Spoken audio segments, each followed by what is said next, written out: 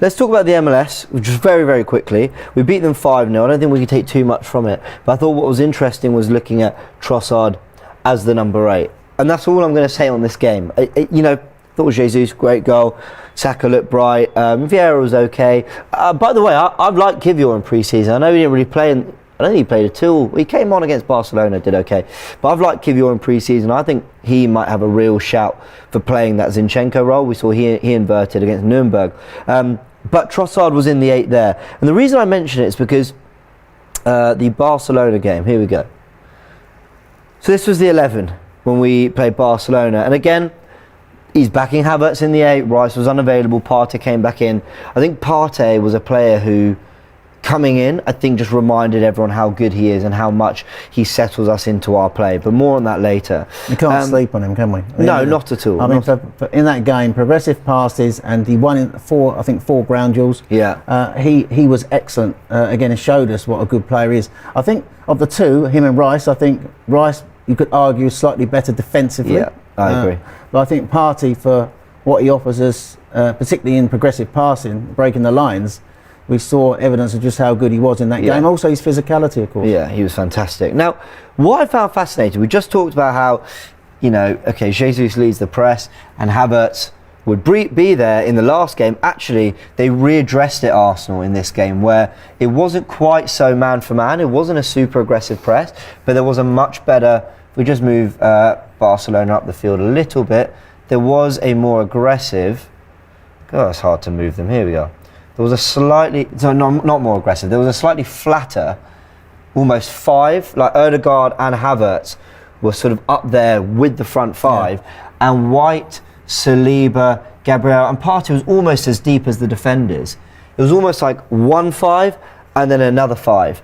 And look, I don't know if that's going to work all the time, but I much prefer the balance of Ødegaard and Havertz just picking up one side each, rather than one having to step up and press with the striker. Because when you've got to call them more number 10s, more creative players, I think they've got to stick together a lot more either side of their holding midfielder, because Partey had a lot of ground to cover in that game, but did it really, really well. But I thought the balance of that press was better. It was amazing to me how often in pre-season we saw Havertz, when Arsenal did get onto the edge of the penalty area, how often Havertz was in the box just waiting for it to happen. He wasn't a part of it. His contribution to build up is in the first third, the middle third, but then in the final third, Ødegaard, Trossard, Martinelli, Saka's, they're the magicians on the edge of the box trying to make things happen. Havertz was very much asked to get into the box as much as possible. But another player, by the way, I gave Martinelli player of the season last year. I thought he was brilliant.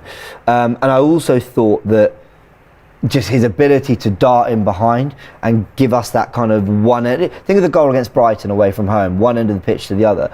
The way Martinelli is able to execute that kind of thing, I just think there's always a place for him in the squad.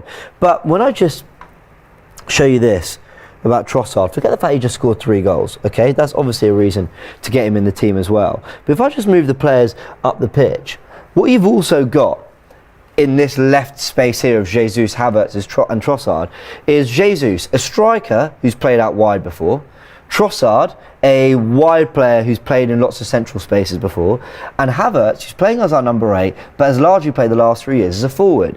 And what I saw often in the Barcelona game was Arsenal and Arteta going, we're going to be unpredictable, we're going to pop up in different spaces. And the reason Trossard might be so much more key to this season than we think, unfortunately at the expense of Martinelli, though I would back Martinelli to make his way into other areas of the team as well, I think the reason he can be so massive, Trossard, is because of his versatility and his flexibility. And you might have moments like this where Havertz, like you said, you want to beat the press, you want to go long, he can peel off into the wide areas of the penalty area or whatever, or go forward and try and drop the defence back. He can go up top. Jesus picks up the scraps on the wing. By the way, Jesus' hold-up play was brilliant against Barcelona as well. He had a brilliant tour. And there was a moment where Trossard came and won the ball in midfield where he got it, and then you thought there's a man on him, is he going to go back? And he dropped a shoulder and turned and then started carrying the ball forward. I just think there's a very good chance that Arteta's looking at this not just about getting his best players on the pitch, but getting the best combinations and figuring out what is the way that we can unlock players like Havertz, players like Trossard. They might be really key to each other. Everyone said Rice would be key to Havertz. I think that is true to a degree, but I think we saw in the Barcelona game that you get the right players around him, you can get the best out of his versatility as well. Yeah, there's a lot of games this year, James. There's a lot of there's Champions League, there's league games. So there's going to be games where I think where Trossard sits out a game or where Martinelli sits out a game.